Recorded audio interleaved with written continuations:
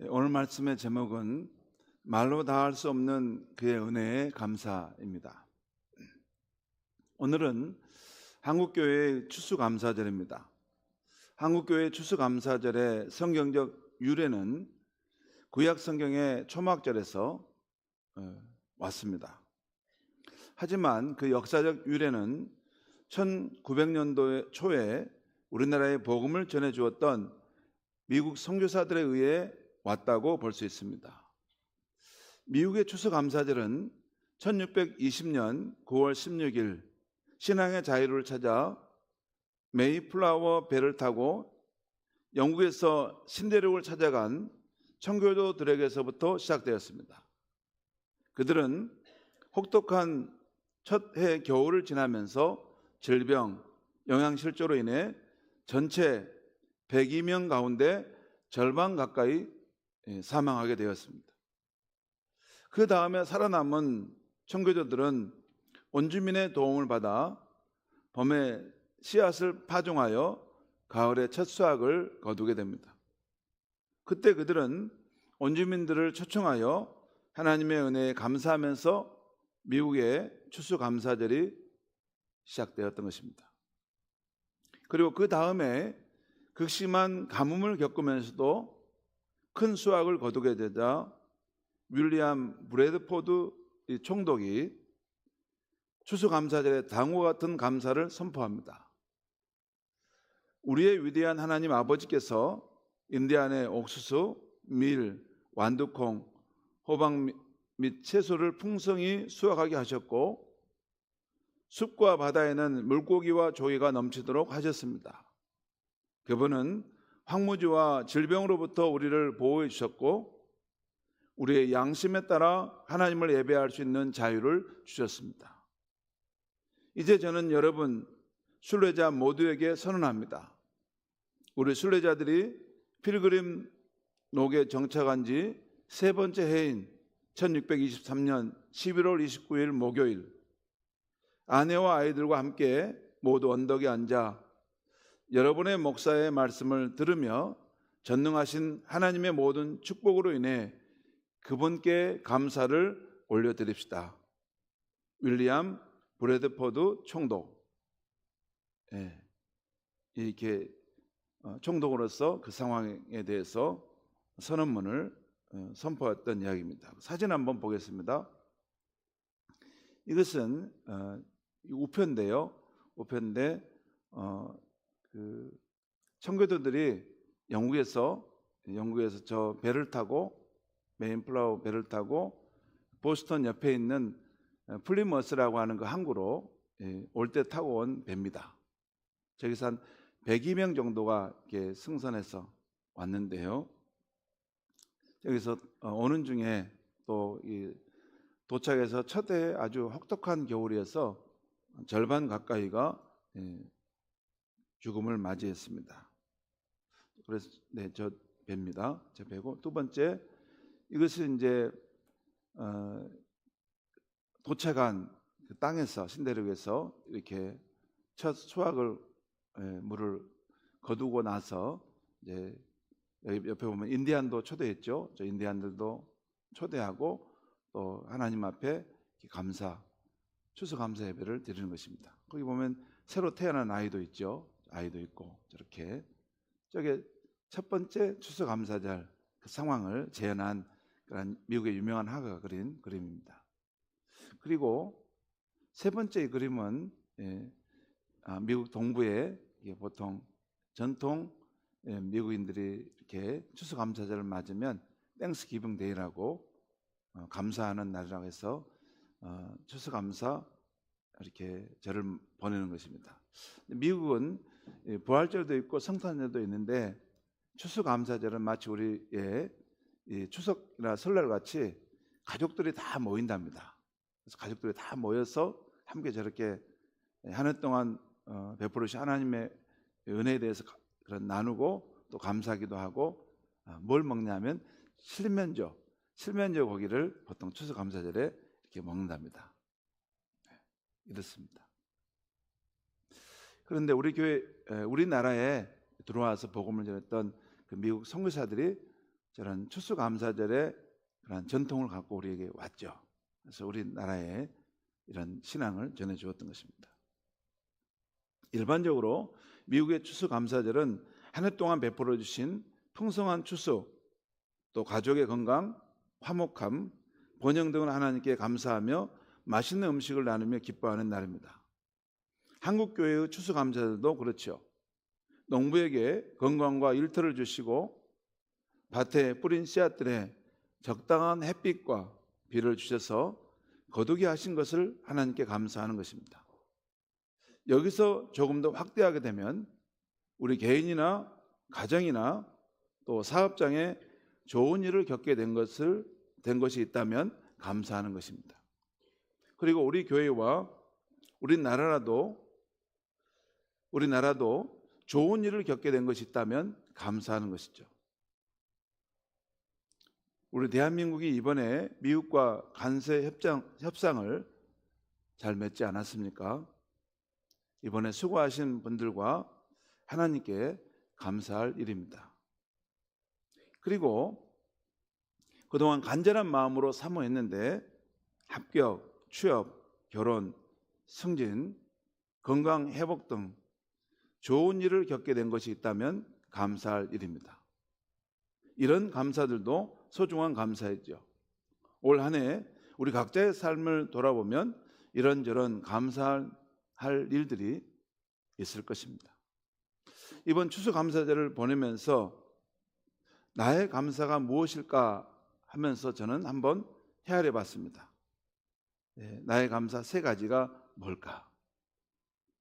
여러분 궁금하지 않으십니까? 그러니까 별로 궁금하지 않으신 것 같아서 제가 넘어갈까 하는데 사실 제 비밀도 있으니까 잘 말씀해 드릴 수는 없습니다.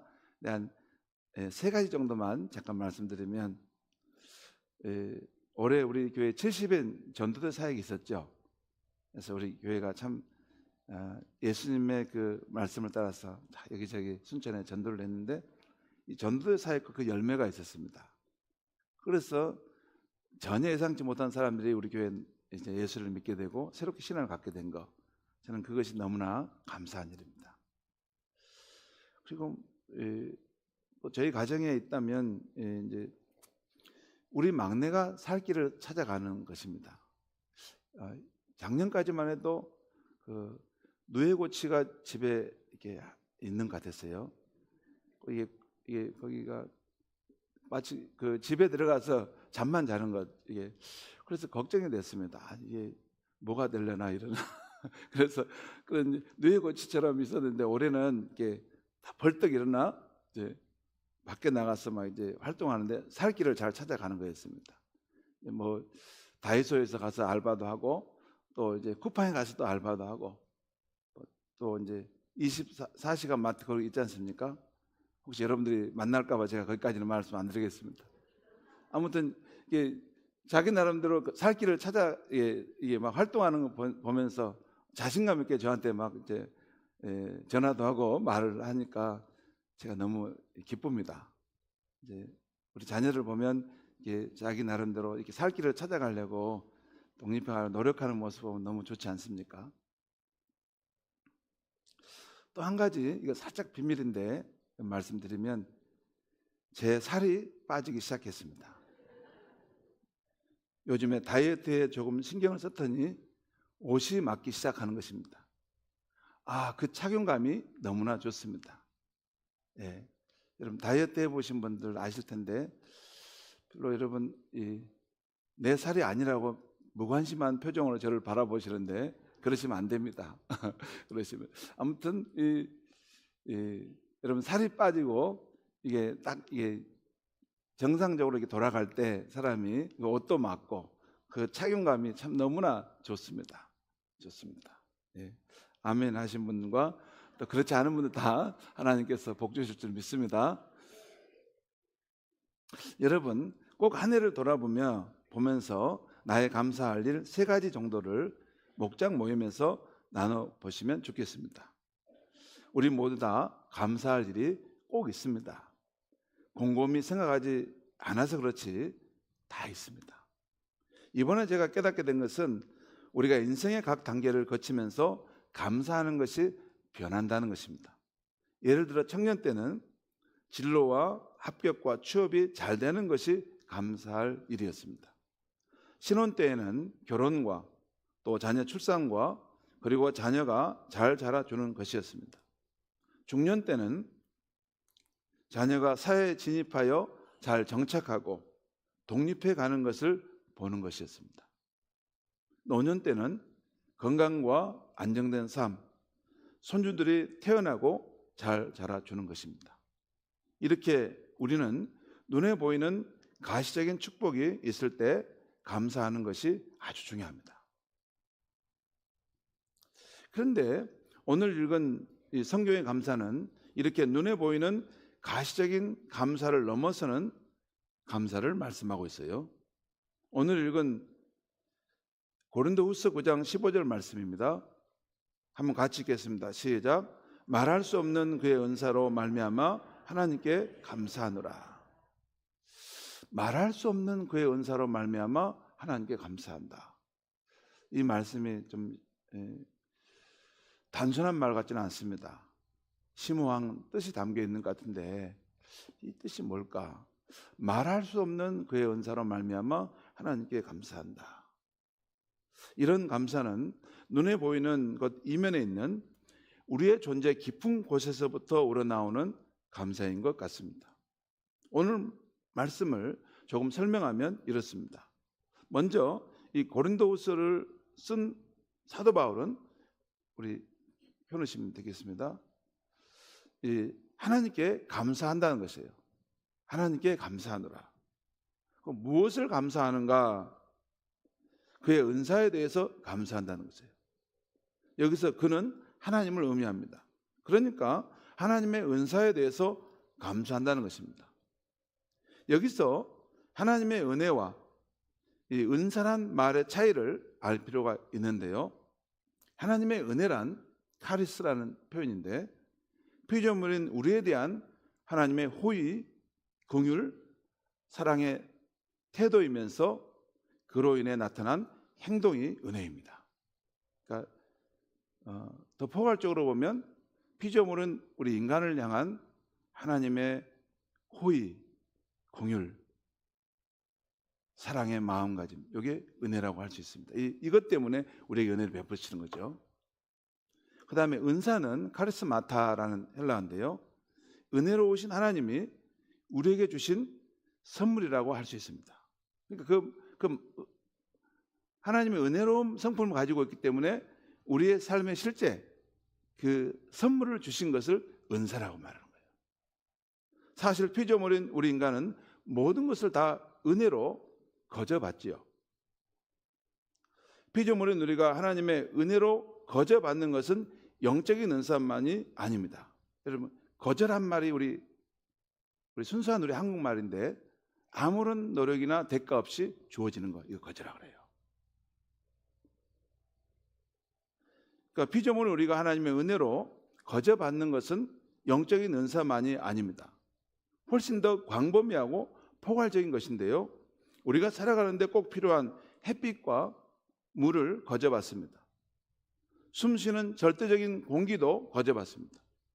우리의 생명도, 지력도, 재능도, 우리의 근면함도, 우리의 건강한 몸도 거저받습니다. 여러분,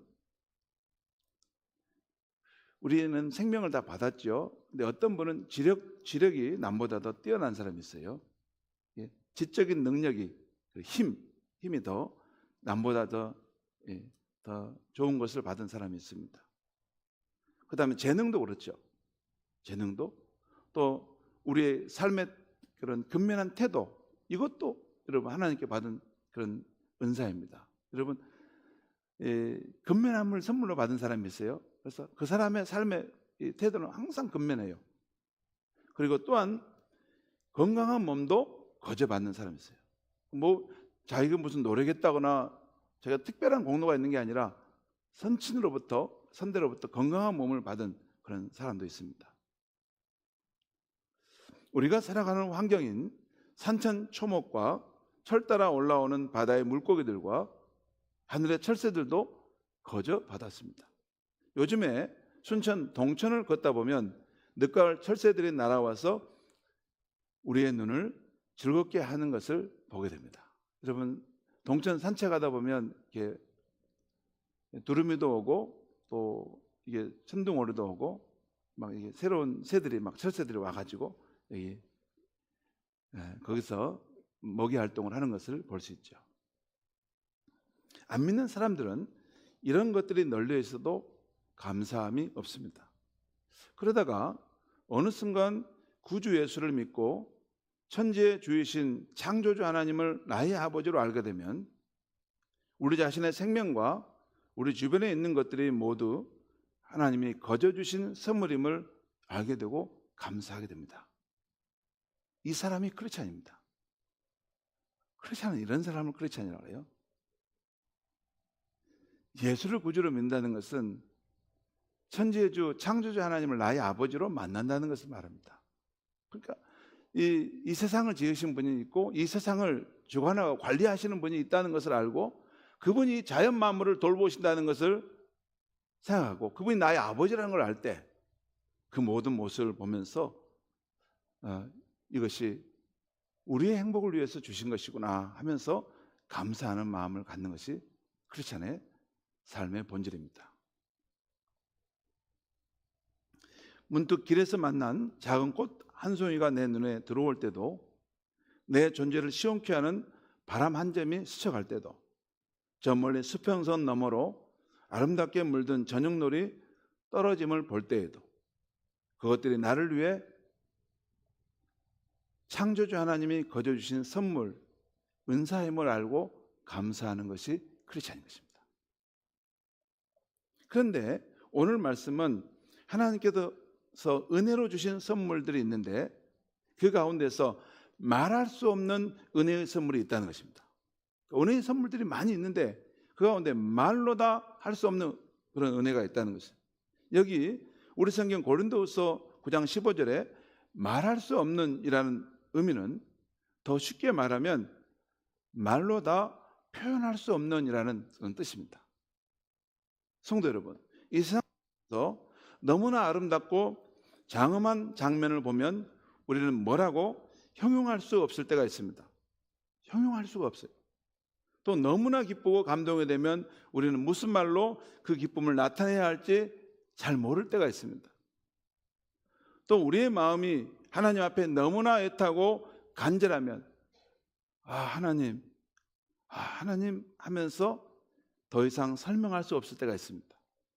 그때는 우리의 언어와 경험과 생각을 훨씬 뛰어넘는 상황 속에 들어가 있는 것입니다.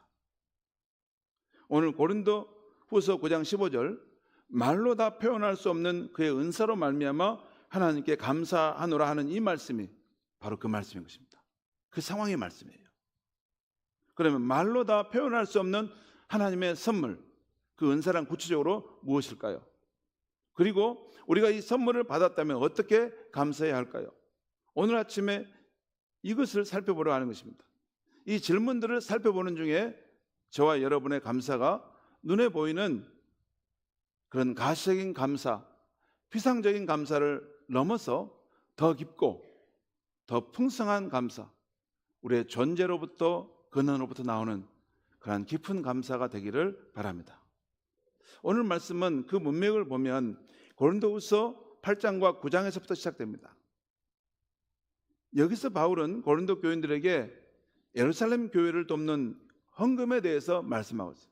그러니까 그 당시 이 예루살렘 교회가 이게 흉년을 당해서 굉장히 어려운 가운데 처해 있었어요. 그래서 바울이 이방 교회들을 이렇게 선교하고 세우는데 그 가운데 하나인 고린도 교인들에게 원래 너희들에게 복음을 이렇게 흘러 보내줬던 예루살렘 교회에 우리가 헌금을 하면 좋겠다 하는 이야기를 합니다. 그러면서 헌금의 동기와 헌금의 태도, 그 방법에 대해서 말씀합니다. 그러면서 사도 바울은 이 이야기의 마지막 지점에 와서 우리 신자들의 구제와 선행의 궁극적인 근원이 되시는 분에 대한 대해서 초점을 맞춥니다. 한마디로 하나님은 우리 신자들에게 말로 다할 수 없는 놀라운 선물을 주셨다는 것입니다. 이 선물은 우리 신자가 받은 하나님의 은혜의 핵심이면서 여기서부터 모든 은혜가 퍼져나가는 시작점이라는 것인데요. 이 하나님의 선물은 무엇일까요? 말로 다할 수 없는 하나님의 은혜의 선물, 이게 뭡니까, 여러분? 예수 그리스도이십니다. 예수 그리스도입니다. 성자 하나님이신 분이 사람으로 오신 구주 예수님이십니다. 요한복음 3장 16절에 이런 말씀이 있어요. 하나님이 세상을 이처럼 사랑하사 독생자를 주셨으니 이는 그를 믿는 자마다 멸망치 않고 영생을 얻게 하려 하심이라. 하나님이 세상을 너무나 사랑하셔서 선물을 주셨는데 누구를 주셨다고요? 그 안에 있는 독생하신 하나님이신 예수님을 보내주셨다는 거예요. 그 말입니다. 그리고 요한복음 4장 10절에 독특한 말씀이 있는데, 예수님께서 수가성 여인을 만나서 생명이신 자신을 전하는, 복음을 전하는 그 이야기 나오죠. 거기 보면 예수님께서 그 여인에게 물을 좀 달라 했더니 그 여인이 당신은 유대인으로서 어떻게 내게 물을 달라 합니까? 할 때 예수님이 이런 말씀하셨어요. 오늘 말씀 요한복음 4장 10절에 예수께서 대답하여 이르시되 내가 만일 하나님의 선물과 또 내게 물 좀 달라 하는 이가 누구인 줄 알았더라면 내가 그에게 구하였을 것이요 그가 생수를 내게 주었으리라. 예수님께서 그 수가성 여인에게 주신 말씀이에요. 핵심은 그렇습니다. 너가 만일 하나님의 선물과 또 내게 물 좀 달라 하는 이가 누구인 줄 알았더라면, 이 여인이 몰랐다는 거죠. 뭘 몰랐어요? 하나님의 선물도 몰랐고 그분 앞에서 그 여인 앞에서 내게 물을 달라 하시는 그분이 바로 예수님 자신이 누구인지를 그분이 몰랐다는 것이죠. 여기서 말하는 하나님의 선물은 사실 우리에게 생명을 주시러 오신 예수님을 말합니다. 예수님 자신이 하나님의 선물입니다. 그리고 예수님이 이렇게 그 영원한 생명, 하나님 안에 있는 그 생명, 영원한 생명을 우리에게 주시려고 오셨던 것이고, 너가 그것을 내게 사모하며 달라 했으면 너가 그 하나님 안에 있는 그 생명, 영원한 생명을 받았을 것이다. 그런 뜻입니다. 여러분, 예수님을 받아들이면 예수님 안에 그 영원한 생명이 있기 때문에 우리 안에 그 생명을 받는 것이죠. 성도 여러분, 왜 구원자 예수님이 하나님께서 우리에게 주신 말로 다할 수 없는 은혜의 선물입니까? 조금 더 구체적으로 살펴보면 이렇습니다. 왜 예수님이 말로 다할 수 없는 그 은혜의 선물인가? 첫째는 구원의 선물이고, 두 번째는 성령의 능력 안에서 살게 하신 분이시고, 세 번째는 천국의 확실한 소망을 주시는 분이고, 네 번째는 모든 축복의 근원이 되신 분이기 때문에. 첫 번째, 구원의 선물입니다. 성자 하나님이신 예수님은 죄의 권세에 사로잡힌 우리 인류를 위해서 이 세상에 오셔서 십자가에 죽으시고 부활하심으로, 십자가에 죽으신 것은 대속의 죽음, 우리를 대신하여 그 형벌받아 죽으신 것이죠. 그리고 부활하심으로 우리를 죄의 구속으로부터 해방시켜 주시고 하나님의 자녀가 되도록 해주신 것입니다. 이 하나님의 은혜, 이 사랑이 얼마나 심오한지 우리 피조물이 다 알 수가 없습니다. 두 번째는 성령의 능력 안에서 살게 하심입니다. 부활 승천하신 예수님은 지금도 살아계신 주님이십니다. 지금 예수님은 하늘 보좌 우편에 좌정하셔서 온 세상을 통치하고 계시지만 동시에 그의 성령을 우리 신자들에게 보내셔서 우리가 성령의 능력 안에서 살게 하십니다. 우리 신자가 받은 성령은 예수 그리스도의 거룩한 영이십니다. 그래서 사도 바울은 이 살아계신 그리스도가 언제나 자신과 함께 계심을 깨달았고, 갈라디아서 2장 20절에 이제는 내가 사는 것이 아니요 내 안에 그리스도께서 사시는 것이라고 단호하게 말씀했던 것입니다. 그리고 디모데후서 4장에 보면 사도 바울이 내가 도움이 필요할 때 나의 친구들은 다 나를 떠났다, 한 사람도 나를 도와주는 사람이 없다. 그러나 주님께서 내 곁에 서서 나에게 강한 힘을 주시고 언제나 나와 같이 계신다 라고 말씀했던 것입니다. 주님이 누굽니까? 예수 그리스도께서 성령으로 그에게 오신 분이십니다. 성도 여러분, 우리가 믿는 예수 그리스도는 과거에 역사적인 분만이 아닙니다. 현재도 우리와 같이 계시고 이 세상을 믿음으로 살아가려는 우리에게 언제나 능력과 지혜와 용기를 주시는 분이심을 꼭 믿으시기 바랍니다. 그걸 믿어야 돼요. 말씀을 통해서, 기도를 통해 성령을 깊이 체험하고 이것을 깨달아야만이 우리의 신앙이 살아있는 신앙으로 약동하기 시작하는 것입니다. 세 번째는 왜 예수님이 우리에게 말로 다 할 수 없는 하나님의 은혜의 선물인가? 세 번째는 천국에 확실한 소망을 주시기 때문입니다. 지난주에 우리 오기삼 장로님께서 별세하셔서 우리 교회가 장례를 집례해 드렸는데요. 여러분은 어떠신지 모르지만 저는, 그리고 오 장로님도 분명히 그러셨을 것이라고 믿는데요. 성도는 이 세상 살다 죽는 것이 전혀 두렵지 않는 것입니다. 왜 그렇습니까? 전혀 두렵지 않아요. 무슨 사멸한다거나 무슨 우리가 영원한 심판에 떨어진다, 그런 두려움을 갖지 않습니다. 왜 그렇습니까? 우리의 구주 예수님이 말씀하셨어요. 요한복음 14장에 보면 너희는 마음에 근심하지 말라. 하나님을 믿으니 또 나를 믿으라. 내 아버지 집에 거할 곳이 많도다. 내가 너희를 위하여 거처를 예배하러 가노니 가서 너희를 위하여 거처를 예배하면 내가 다시 와서 너희를 내게로 영접하여 나 있는 곳에 너희도 있게 하리라. 어디에 있게 하신다고요? 예수님이 있는 곳에 우리가 있게 하신다는 거예요. 이 말씀은 우리가 죽음을 눈앞에 두었을 때 죽음 후에 우리의 존재는 어디로 가는가, 어디서 우리는 허무한 인생을 갖고 영원한 생명을 얻을 것인가 하는 근본적인 질문에 대해서 말씀하고 있는 예수님의 본문입니다. 예수님 말씀하세요. 너희가 나를 믿다 죽더라도 두려워할 거 없다. 너희가 갈 곳은 내 아버지 집에서 너희는 나를 만날 것이다. 그리고 예수님은 바로 자신이 하늘 아버지 집, 하늘 본향으로 가는 길이요 진리요 생명이라고 분명히 말씀하신 것입니다. 또한 예수님은 죽은 나사로를 살리시는 그 무덤 앞에서, 그 서늘한 무덤 앞에서 이렇게 말씀하셨어요. 나는 부활이요 생명이니 나를 믿는 자는 죽어도 살겠고 무릇 살아서 나를 믿는 자는 영원히 죽지 아니하리니 이것을 내가 믿느냐. 그리고 말씀하시고 죽으니 나른해 된 그 나사로의 무덤을 향해서 나사로야 나오너라 말씀하실 때 그 죽었던 나사로에게 생명의 기운이 들어가서 그가 걸어서 나왔던 것입니다.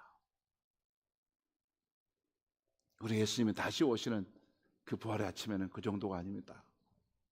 그 정도의 그 환생 정도가 아니라 예수님의 그 부활체로 우리가 변화되어서 예수님과 함께 영원한 생명을 누리게 될 줄 믿습니다. 사랑하는 성도 여러분, 우리 오장로님은 예수님이 약속의 말씀대로 천국 본향으로 가는 길이 되신 예수님으로 인해서 하나님 아버지 품으로 가신 줄 믿습니다. 또 예수님의 약속대로 우리는 예수를 믿다가 죽는다 하더라도 나는 부활이요 생명이니 나를 믿는 자는 죽어도 살 것이라는 말씀대로 그 마지막 그 종말의 때가 되면 그 부활의 아침에 부활체를 입으신 예수님과 같이 새 몸으로 우리도 부활하게 될 줄 믿습니다. 네 번째, 왜 예수님이 말할 수 없는 하나님의 크신 은사이신가? 네 번째는 모든 축복의 근원이기 때문입니다. 이렇게 우리 크리스찬들은 구주 예수님을 통해 하나님의 자녀가 되었고 또한 성령을 선물로 받은 것입니다. 그리고 하늘의 모든 신령한 축복을 기업으로 받게 된 것입니다. 그뿐만 아니라 우리 크리스찬들이 누리는 모든 물질적인 영적인 축복은 다 그리스도 안에서 주어진 것인 줄 믿으시기 바랍니다. 그리스도 안에서 그리스도 안에서 하나님 우리를 선택하셨고 그리스도 안에서 우리를 예정하셔서 복음을 듣게 하셨고 그리스도 안에서 우리의 생명이 영이 되도록 하시고 그 하나님의 나라에서 영원토록 우리 함께 사시려고 준비하고 계신 것입니다. 자, 그렇다면 말로 다 표현할 수 없는 하나님의 압도적인 은혜, 하나님의 압도적인 은혜의 선물, 바로 이 예수 그리스도를 우리가 받았다면 어떻게 감사를 드려야 할까요? 먼저는 마음 깊은 곳에서부터 우러나오는 감사의 예배를 드리는 것입니다. 그리고 두 번째는 하나님의 관대한 성품을 반영하는 삶을 살아가는 것입니다. 아무 공로 없이 우리가 이렇게 말로 다 할 수 없는 하나님의 큰 선물을 받았다면, 여러분, 우리가 헌금 생활 좀 했으니까 내가 뭐 공로가 그것은 우리가 받은 선물에 비하면 100억 분의 1도 안 됩니다. 그것을 말하는 게 아니에요. 기독교는 무엇을 이렇게 내가 공로와 헌신을 내 가지고 하나님과 이렇게 교환하는 그런 정도가 아닙니다. 하나님이 우리에게 베푸신 은혜는 압도적인 은혜입니다. 압도적인. 우리의 인간의 힘으로는 도저히 갚을 수 없는 압도적인 은혜를 예수 그리스도 안에서 우리 삶에 나타내 주신 것입니다. 그걸 그리고 지금도 우리 삶에 실제하고 있고 우리의 미래, 우리가 하나님의 집에 갔을 때 그 압도적인 은혜가 나의 영혼을 살리구나 하는 것을 깨닫게 될 줄 믿습니다. 이 압도적인 은혜를 받았다면 우리도 이 하나님의 이 은혜를 다른 사람들과 나누는데 관대하고 은혜로운 삶을 살아야 할 줄 믿습니다. 세 번째는 이 놀라우신 하나님의 은사 예수 그리스도를 아직 알지 못하는 믿지 않는 이들에게 전파하는 삶을 살아야 할 줄 믿습니다. 성도 여러분, 찬송가 305장 가사대로 나 같은 살리신 주 은혜 놀라와 잃었던 생명 찾았고 광명을 얻었네. 이제껏 내가 산 것도 주님의 은혜라. 또 나를 장차 본향에 인도해 주시리. 이 찬양을 늘 부르면서 살아가야 하는 것입니다. 또 우리가 받은 말로 다 형언할 수 없는 복음이신 예수님을 더 많은 이들에게 확신 가운데 전해주는 삶을 살아야 하는 것입니다. 다시 한번 말로 다 표현할 수 없는 하나님의 은혜이신 살아계신 우리 주 예수님이 저와 여러분과 늘 함께 하심에 감사드리십시다. 또한 하늘 본향에 이를 때까지 하나님의 관대하신 성품, 은혜를 나타내는 삶을 사시는 저와 여러분이 되시기를 주의 이름으로 축원합니다. 기도하겠습니다. 하나님 아버지, 우리의 생명과 우리가 살아가는 이 환경과 우리의 존재의 모든 부분에 하나님의 압도적인 은혜와 사랑이 미치고 있다는 것을 오늘 이 아침에 깨닫게 하여 주시니 감사합니다. 그리고 우리가 받고 있는 하나님의 그런 은혜로 주신, 거저 주신 귀한 선물들이 많지만 그 가운데 압도적인 하나님의 은혜의 선물은 바로 성자 하나님이신 분이 사람으로 오셔서 우리를 살려주시고 지금도 살리고 계시고 장차 살려주실 예수 그리스도이심을 믿습니다. 예수님, 우리 성도님들의 마음에 그 삶의 중심에 오셔서 영원한 생명이 되어주시고 예수님으로 인해서 어떠한 삶의 부정적인 것과 어려운 것도 능히 돌파하고 이기는 믿음의 삶을 살게 하여 주시고 능력에 충만한 하나님의 사람들이 되게 하여 주시옵소서. 예수님의 이름으로 기도하옵나이다. 아멘.